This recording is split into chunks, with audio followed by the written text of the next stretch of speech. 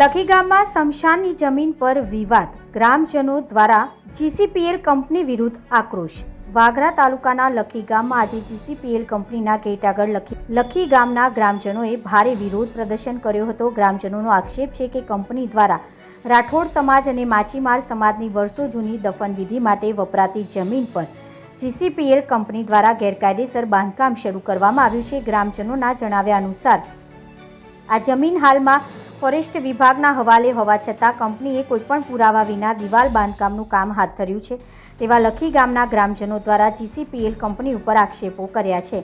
ગ્રામ પંચાયત લખી ગામની ખાસ ગ્રામસભામાં પસાર કરાયેલા ઠરાવ મુજબ છેલ્લા 100 વર્ષથી વધુ સમયથી આદિવાસી અને અન્ય સમાજો દ્વારા મૃત્યુ પામેલા લોકોની દફનવિધિ આ જ જગ્યામાં કરવામાં આવી રહી છે, જેમાં અંદાજે 500થી વધુ દફનવિધિ થઈ ચૂકી છે। આ પરંપરાગત સ્મશાન ભૂમિ ઉપર જીસીપીએલ કંપની દ્વારા કરવામાં આવતું બાંધકામ આદિવાસી સમાજની ધાર્મિક અને સાંસ્કૃતિક લાગણીઓને ઠેસ પહોંચાડે છે તેવી ગ્રામજનોની વ્યથા છે।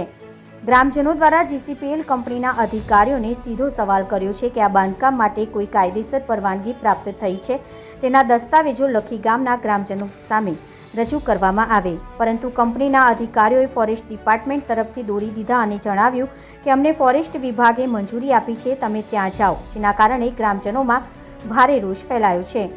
ગ્રામ્ય પંચાયત તથા ભાજપના આગેવાનો દ્વારા પણ જિલ્લા કલેક્ટર, તાલુકા મામલતદાર, ફોરેસ્ટ વિભાગ અને પોલીસ અધિકારીઓને લેખિતમાં રજૂઆત કરી છે કે આ જમીનને જાહેર ઉપયોગ પબ્લિક યુઝ તરીકે જાહેર કરવામાં આવે અને કોઈપણ ખાનગી કંપનીને હસ્તાક્ષર કરવામાં ન આવે। ગ્રામજનોની ચેતવણી છે કે જો તાત્કાલિક બાંધકામ બંધ ન કરવામાં આવે અને સ્મશાનની જમીન જો ગ્રામજનોને પરત કરવામાં નહીં આવે તો મોટા પાયે આંદોલન હાથ ધરવામાં આવશે અને કંપનીના ગેટની આગળ અનિશ્ચિત કાળ માટે ધરણા પ્રદર્શન યોજાશે તેમ લખી ગામના ગ્રામજનો દ્વારા જણાવ્યું હતું।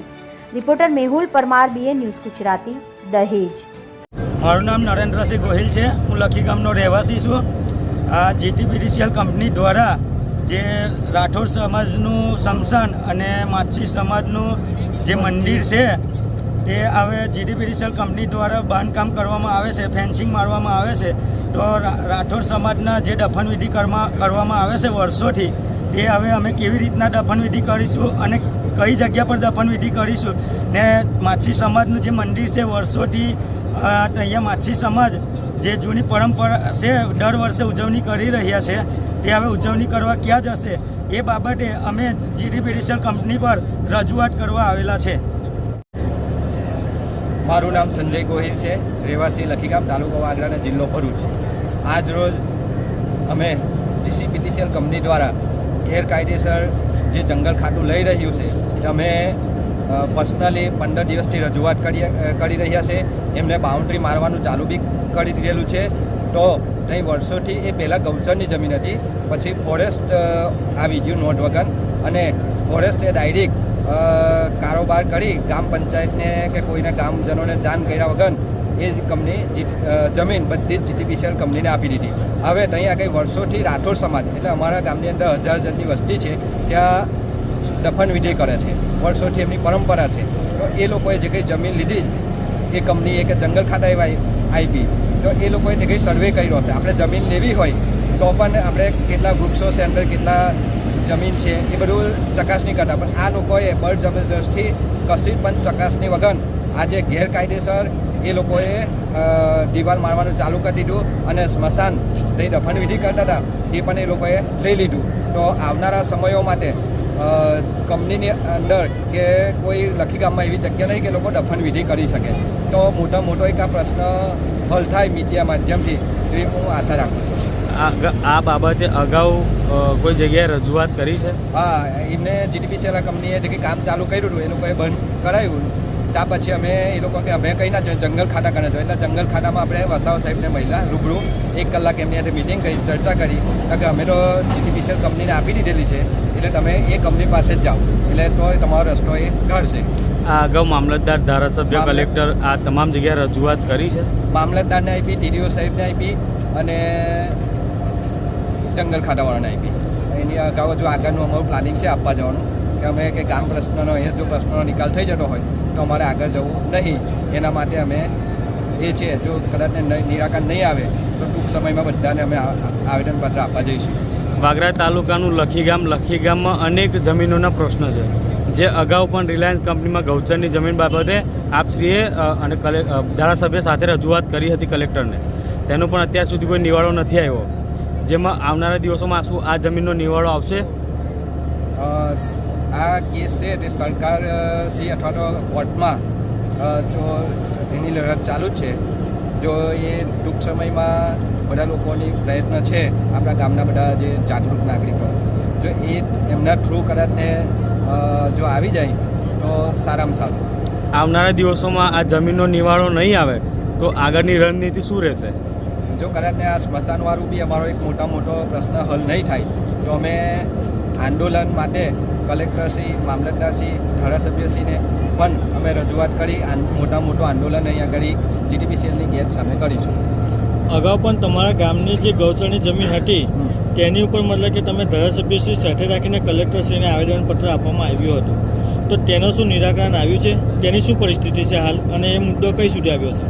એ હાઈકોર્ટમાં એની અપીલ થયેલી છે. એની હમણાં ટૂંક સમયમાં 29 તારીખે મિટિંગ છે એ લોકોની, એટલે એ શું આવે તેનું જોઈશું આગળ. તમે અત્યારે હાલમાં જે વિધાનસભામાં સત્ર ચાલી રહ્યું છે, તમે પણ એક તાલુકા પંચાયતના સદસ્ય છો, તો તમે ધારાસભ્યશ્રીને રજૂઆત કરેલી છે, તો વિધાનસભામાં તમારા ધારાસભ્યશ્રીએ આ મુદ્દા બાબતે કોઈ વાતચીત કે કોઈ મુદ્દો ઉઠાવેલો છે? એ ગામ પંચાયત આપણે તે ઘડી આખું ગામ ભેગું થયેલું અને ગામ પંચાયતમાં જ આપણે ઠરાવ બધો કરેલો છે અને ટોટલી ડોક્યુમેન્ટ એ લોકોએ આગળ ફોરવર્ડ કરેલો છે. આ બધી રજૂઆત તમે ધારાસભ્યશ્રીને કરેલી છે, તો ધારાસભ્યશ્રીએ આ વિધાનસભામાં આ મુદ્દો આ જે સત્ર ચાલે છે તેમાં આ તમારો જે પ્રશ્ન છે લખી ગામનો, તે પ્રશ્ન રજૂ કરેલો છે?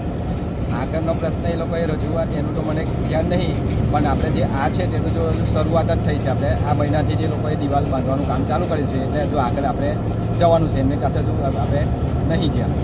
આ જીસીપીએલ કંપની જે છે, તમને જો યોગ્ય નિરાકરણ નહીં મળે, જે માછીમાર સમાજ અને જે સમાજની જે દફનવિધિ કરવા માટેનું જે સ્મશાન છે તે જગ્યા જો તમને પરત નહીં મળે તો તમે શું કરશો હવે આગળ? એ તો આંદોલન જ અમે કરીશું, મોટું આંદોલન કરીશું. આખો રાઠોડ સમાજ છે, અમારો સમાજ છે, એવું નહીં કે એ લોકોનો સ્મશાન માટે અમે લડીએ છીએ. અમારું સ્મશાન પણ અત્યારે નામ પણ નથી જ. અમારું બી પેલું દરિયા કિનારે અંદર જ બોલે છે, એટલે અમારો બી વિકટ છે કે કાલ ઉઠીને એ લોકો બંધ કરી દેશે રસ્તો, તો અમારે એ વિકટ જ રહેવાનું છે. આ જે પ્રશ્નની રજૂઆત લઈને તમે અત્યારે કઈ જગ્યા પર મતલબ કે લેખિતમાં રજૂઆત કરવા માટે આવ્યા છો? અત્યારે જીટીપીસીએલ ગેટ પર અમે આવેલા છે અને પરમાર સાહેબને આપેલું છે. એ 10 દિવસની અંદર મને જો પર્સનલ હલ નહીં કરે તો અમે આગળ રણનીતિ રમીશું. પરમાર સાહેબ પાસે તમે શું માંગણી કરી છે? અમે એમની પાસે માંગી કે તમે જે જંગલની જમીન વેચાતી લીધી એનો કોઈ દસ્તાવેજ, કાં તો તમે ગ્રામ પંચાયતને જાણ કરી હોય તો તેનો આધાર આપો, કાં તો કલેક્ટરે તમને મંજૂરી આપી હોય તેનો દસ્તાવેજ આપો.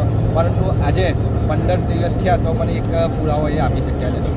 પંચાયત દ્વારા કોઈ લેખિતમાં કંપનીને આપેલું છે? ના, એ અમને તલાટી સાહેબ માટે વાત થઈ, એવું અમે કોઈ ડોક્યુમેન્ટ આપ્યું નહીં ને અમને કોઈ જાણ નહીં કરી એવું કહે છે. આ સ્મશાન બાબતે જે પણ મતલબ કે પંચાયતથી કાગળ જે ઠરાવ કરવામાં આવ્યો છે, તે ઠરાવ કઈ રીતનો કરેલો છે?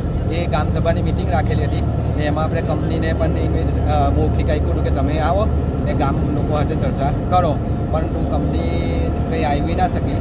તો પછી એમાં ગામના જે લોકો આવ્યા હતા જાગૃત નાગરિકો, એમની ગામસભામાં પ્રમુખ સ્થાને સરપંચના મુદ્દો લેવામાં આવ્યો. એ ઠરાવમાં લીધો છે કે પછી ખાલી કાગળ પર લીધેલો છે? ના, ઠરાવમાં લીધો. એનું નોટ બધી છે. એ ઠરાવમાં શું લખેલું છે? એમાં કે આ અમારી જે જમીન હતી તે પહેલાં ગૌચરની હતી ને ત્યાર પછી જંગલ ખાતાને આપેલી, પણ ત્યાં વર્ષોથી દફનવિધિ કરતા હતા લોકો, ને એ દફનવિધિ માટે એમની જગ્યા 5 થી 6 એકર છોડી આપે એવી કલેક્ટરશ્રીને અમે માગણી કરીએ છીએ. જો નહીં આપે તો તાત્કાલિક કામ બંધ કરાવીશું. આ ઠરાવ આપીને કેટલા દિવસ થયા અને એમાં કંપની દ્વારા ગ્રામ પંચાયતને શું પ્રત્યુત્તર આપવામાં આવ્યો છે? 15 દિવસ થઈ ગયા. જો એ લોકોએ પોસ્ટિંગ બધે જ કર્યું પણ હજુ કોઈનો જવાબ નથી આપ્યો.